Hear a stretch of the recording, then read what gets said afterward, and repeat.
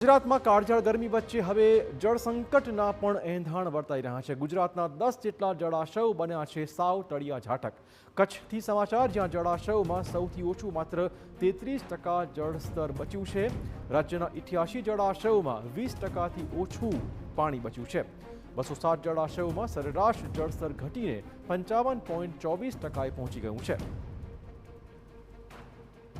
તો ગ્રાફિક્સના માધ્યમથી સમજી લઈશું કે રાજ્યના ઝોન પ્રમાણે જળાશયોમાં કેટલો જળ સંગ્રહ છે। જળસ્તરની સ્થિતિ આપને બતાવવાનો પ્રયત્ન કરીશું। તો અલગ અલગ ઝોન વાઇઝ વાત કરીશું। ઉત્તર ગુજરાતની વાત કરીએ, જ્યાં 15 જળાશયોમાં 45.60% જળ સંગ્રહ હવે બાકી બચ્યો છે। મધ્ય ગુજરાતની વાત કરીશું, 17 જળાશયો અહીંના છે, જ્યાં 56% પાણી બચ્યું હોવાના સમાચાર।